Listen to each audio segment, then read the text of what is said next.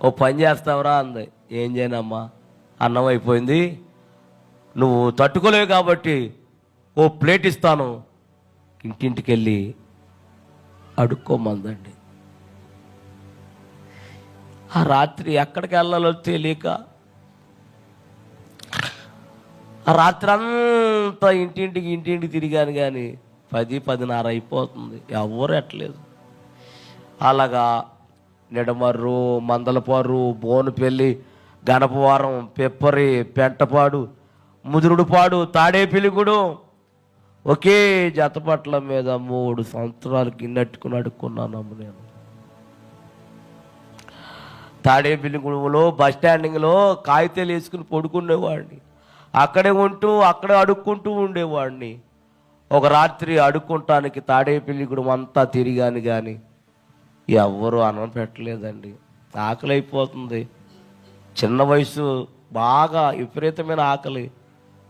సర్లేని police station, తాడేపిలిగూడెంలో police station ఎదురుకుండా వాటలు ఉంటుంది, ఉడిపి వాటలో ఏదో, అయ్యా అక్కడ ఆ వాటలకి వెళ్ళాను. ఆ రాత్రికి వాండర్ గారికి నమస్కారం చేసి, అయ్యా కొంచెం అన్నం ఉంటే పెట్టండి అయ్యా అన్నాను. అప్పట్లో 5 రూపాయలంట భోజనం, కావలసినంత పెడతాం, 5 రూపాయలు ఇమ్మన్నారు. అయ్యా నా దగ్గర లేవయ్యా అన్నాను. లేకపోతే పెట్టనన్నారు. అది కాదయ్యా నేను అడుక్కున్నవాడిని అన్నాను. ఎవరమైనా సరే 5 రూపాయలు కావలసిన అన్నం పెడతా అన్నారు. లేవన్నాను. లేకపోతే పెట్టనన్నారు. సరేలే బయటకు వచ్చేసాను. ఆ వాటలకి వెళ్ళేవాళ్ళని వచ్చేవాళ్ళని, అయ్యా 1 రూపాయి ఇవ్వండి అయ్యా అన్నం కొనుక్కుంటానని చాలామందిని అడిగానండి. ఆ రాత్రి ఎవ్వరు 1 రూపాయి ఇవ్వలేదు. 10 గంటలు కట్టేస్తారంట ఆ వాటలు కొట్లన్నీ. 10 గంటలకు కట్టేశారు, వాటలు కొట్టులన్నీ కట్టేశారు. అన్నం పెట్టలేదు, ఆకలైపోతుంది. ఏం చేయాలో తట్టుకోలేక వారి పడేసిన ఎంగులాకులు ఉన్నాయి అక్కడ,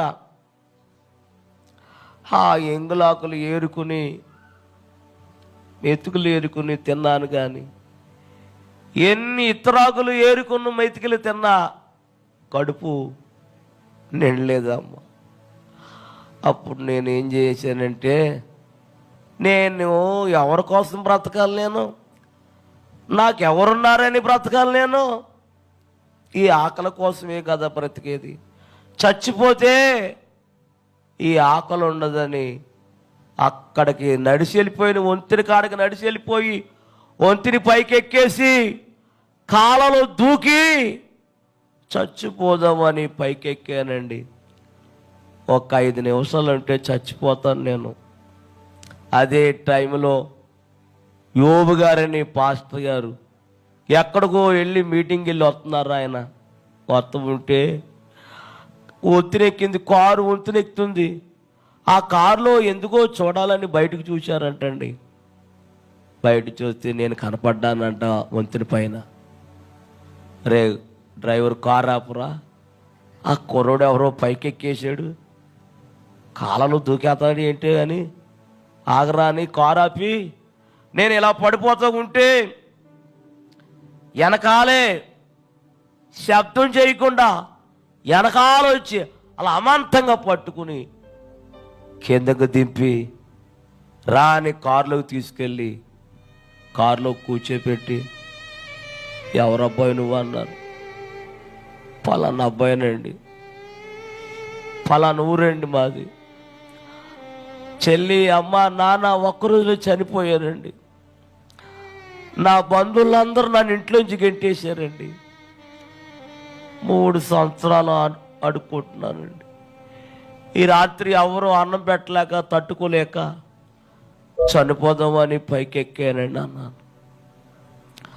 అప్పుడు సేవకులు అన్నారు, నీకెవరున్నా ఎవరు లేకపోయినా నీకేసై ఉన్నాడు, రా అని తీసుకెళ్ళి నన్ను పెంచి బైబిల్ ట్రైనింగ్ ఇచ్చి ఒక సేవకుడుగా నన్ను తయారు చేశాడు అమ్మాయిన.